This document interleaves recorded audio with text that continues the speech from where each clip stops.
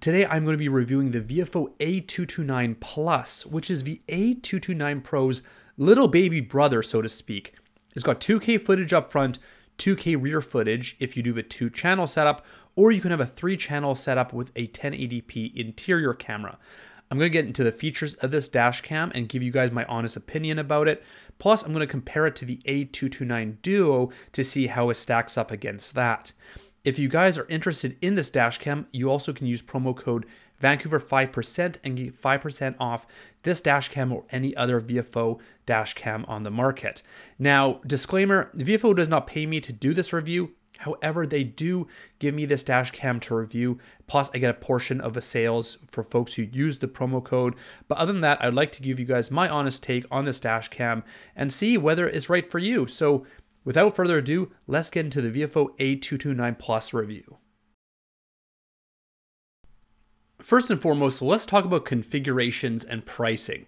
So first of all, you could buy the 1-channel, just the front camera, for $248 Canadian, or you can go to the 2-channel option, which is $317 Canadian, or you can go ahead and do the 3-channel option, which is $359 Canadian. At the time of me recording this video, the A229 Duo, which is also a 2K front camera, 2K rear camera, but only has the Sony Starvis 1 sensor, that's also selling for $317 Canadian for a 2-channel option. So for them being the exact same price, you might as well go with the A229 Plus. So what comes in the box? First and foremost, we got the VFO A229 Plus front camera, rear dash cam if you get the 2 or 3-channel option. This is the interior camera that comes on the A229 Plus, same one as the A229 Pro. This looks slightly different than other previous VFO models. The sensors here are a little bit more bold, but other than that, same size and everything from previous VFO models. Other than this is a Type-C power cable, which in the past they've used coaxial cables or other power cables, but that's the difference for the A229 Plus. But as I mentioned, same interior camera as the A229 Pro. Installation tool. 2 static shields come in the box, which makes taking your dash cam on and off an absolute breeze. You stick this between the windshield and the dash cam, and then you can just peel off a dash cam, and there's no goop or gunk left over on the windshield. Rear power cable, front power cable, a 2-port cigarette lighter adapter used to power the dash cam. If you get a 3-channel option, this will be your interior power cable. All these power cables are actually labeled as well, which makes installation a lot easier. So it'll say connect to your front camera and connect to interior camera. So just again, helps label things and makes everything easier. And again, you can refer to the diagram as well if things get a little tricky. USB cable to attach to your dash cam to your computer. User manual, and this little diagram that shows you which power cables to use for which cameras, which helps with installation. And last but not least, extra stickers to mount your dash cam. Some additional accessories you can purchase for your A229 Plus is the wireless Bluetooth remote control. So on the screen, you can actually lock the video file. However, if you're driving and you want to just simply press this button, it goes ahead and lock the footage on your dash cam. It has a sticker on the back and you can place it anywhere on your vehicle. And again, you just simply press it and it locks the video files for you. HK4 hardwiring kit. This is a requirement if you actually want to use parking mode for your dash cam. You will have to hardwire it to your fuse box. So if you want that option, you can go ahead and purchase the HK4 hardwiring kit from VFO. You can also purchase the polarizing lens for the front dash cam. It's basically just like sunglasses for your car, reduces glare both at daytime and nighttime, and it just pops right onto the front dash camera main lens. For the A229 Pro, it comes for free in the box. However, for the A229 Plus, you need to purchase this as an additional add-on if you want this lens. In terms of physical design of the A229 Plus, it's the exact same as the A229 Pro.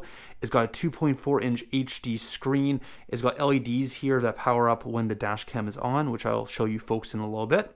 There's a menu button right here, record on and off, lock file button. So if there's, you want to save footage, you push that button. You can push the microphone on and off there, Wi-Fi on and off. And then if you look to the side of the dash cam, you've got the rear cable for the rear dash cam type C.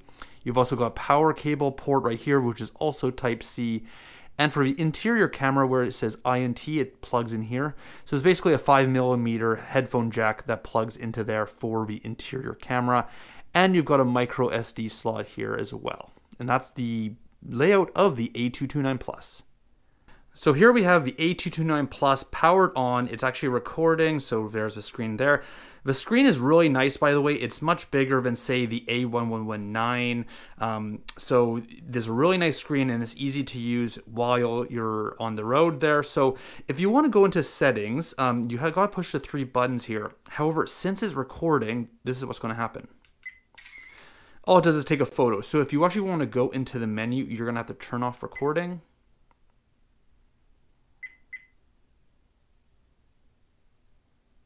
And then once recording is off there, then you can get into the menu, and you can actually go through all the settings the same way as the app, and you can actually do it right here on the screen. So let's go into video settings. It's got resolution here, so you can do 2K 30 frames per second or 1080p 30 frames per second. Unfortunately, there is no 60 frames per second option, but so you'll probably just want to keep it at the 2K 30 frames per second. We've got video bitrate here. I like to have that on max personally. Loop recording time, audio on and off. However, you can push the microphone button there and it will do the exact same thing. So you can change it that way. You can change exposure if you wish. Personally, I just keep it on the exact same setting. Maybe in the summer I might turn it down a little bit, but if you have a polarizing lens, it's not going to be a big issue anyways. HDR for the front and the rear, you can turn on and off. G sensor for when you're driving and you want it to save footage. You can go to stamp here and you can change the settings here if you want it included on the actual recordings. Time-lapse recording, IR LED.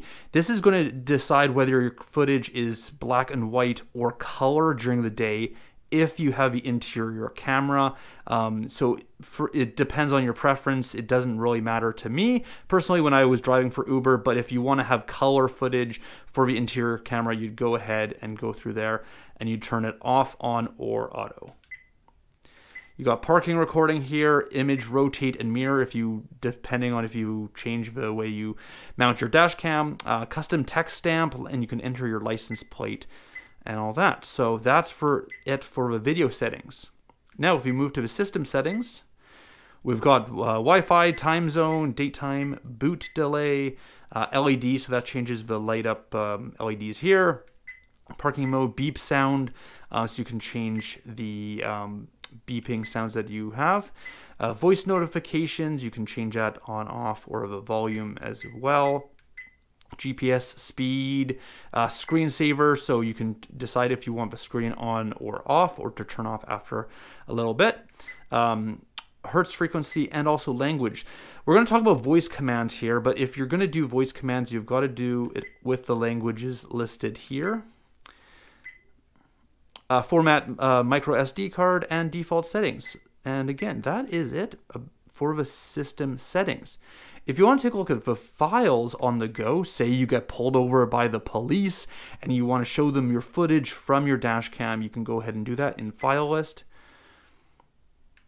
video, and then it's going to have a files here. I just turned this dash cam on, so it's not going to have any files at the moment, but you'd see all your files listed right there.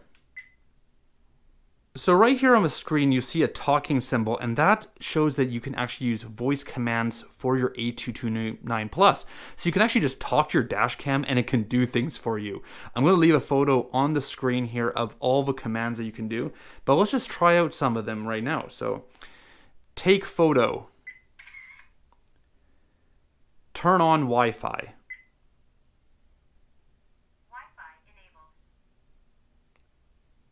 turn off screen. And that's just some of the commands that you can do for the A229 Plus. Okay, I just want to quickly show you folks the VFO app here. All the settings are the exact same as what I showed you on the screen here, but if you wish to access it via your phone, this is what the app looks like. So you can go ahead and connect to your camera, I've already set up the Wi-Fi and all that. That's a live view of the front dash cam. The other dash cams are not plugged in, but otherwise you could see all three of them there. I'm going to turn off recording here. And then now I can go into some of the footage here. So on the bottom left there, you can go ahead and just shows you all the footage here. You can go into locked, parking, or even the images if you take photos, or they're all listed right there. If we go back, now we can go into the bottom right here, and it'll be under settings.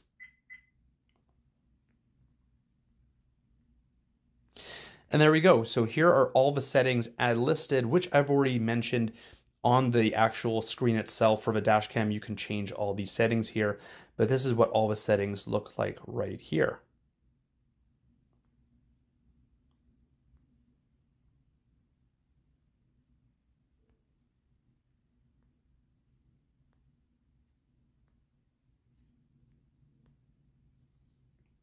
All right, so let's get into the front camera footage. Now, if you see at the bottom of the screen here, this is actually my personal T130 dash cam, which is a 2K Sony Starvis 1 sensor. And I want to show you guys the comparison because this will be the same camera that's on the A229 Duo, and you can see the difference right here. As you can see, the colors are more vibrant, it's easier to see details, and also eventually when we get to the nighttime footage, night footage is also brighter and clearer as well with the Sony Starvis 2 sensor. The specs of the A229 Plus it's got a 2K front camera and same rear camera. Both of them use a Sony Starvis 2 IMX675 sensor, which is the same one in the Mini 2 dash cam, which I really enjoyed. The only difference here is that it does not film in 60 frames per second, as I had mentioned earlier, and it can support up to 512 gigabyte memory card. If you're considering between the A229 Duo and the A229 Plus, to me it seems like a no-brainer to go with the Plus model, just given it has an upgraded sensor, and as you can see, the video quality is improved. Now the question for you will be whether you want to upgrade to the Pro model, and that's going to be a decision that's going to be up to you ultimately. It's a $138 difference between the 2-channel Plus model and the 4K Pro model. And for me personally, the $138 difference is worth the upgrade to get the 4K footage. But for most folks, if you're just looking for a great overall dash cam, then the A229 Plus will be for you. If you want a superb dash cam, then go for the Pro model and get the 4K footage. Here we have some nighttime footage, and I gotta say, in terms of a new Sony Starvis 2 sensor with the Mini 2 dash cam, the A139 Pro dash cam, and the A229 Pro dash cam, VFO has done a great job when it comes to nighttime footage. Footage is bright, it's got lots of details, it's easier to see people and license plates and all that stuff. And I've got to say, VFO does a great job with this nighttime footage, and I'm very impressed. In regards to the rear camera, it's the exact same as the front camera. They're both 2K, they both have a Sony Starvis 2 sensor, and as you can see, again, footage is crisp and clear and with great details.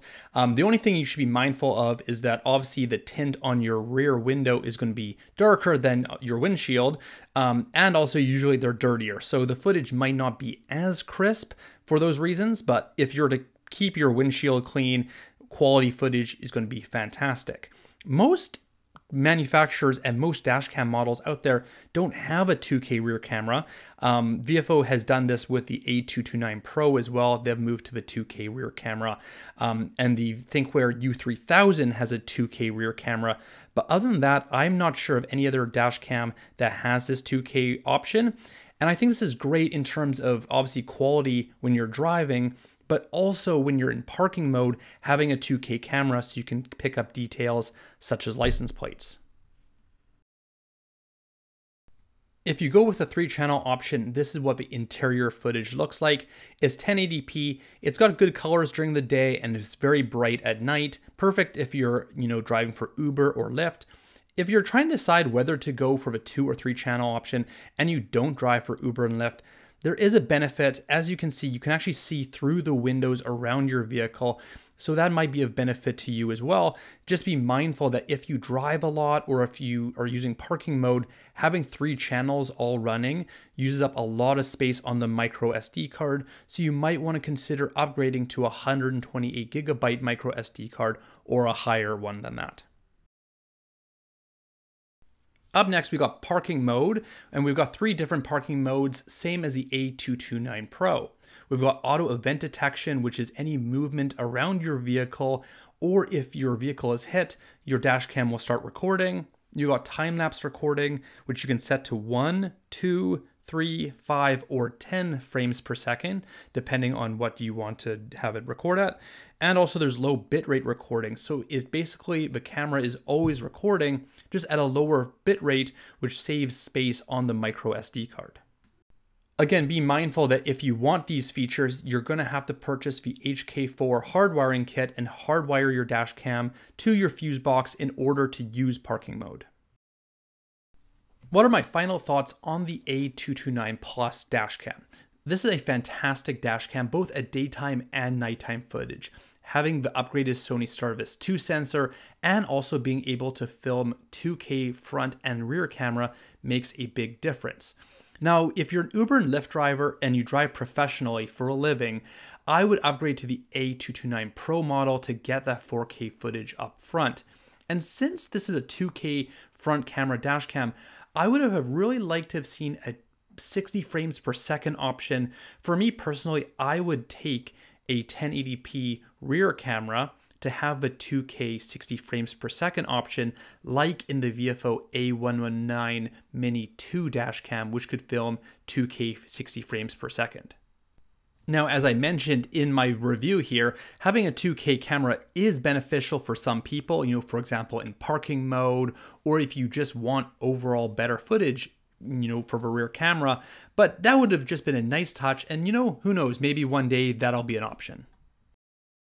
And remember, if you're interested in this dashcam or any other VFO dashcam out there, including the A229 Pro, you can click on the link below and use code Vancouver5% and get 5% off your dashcam, and it'll also help support this channel. Thank you so much for watching. If you like this video, please hit the thumbs up and subscribe. And if you're interested in the A229 Pro, click on the thumbnail here to watch that review video.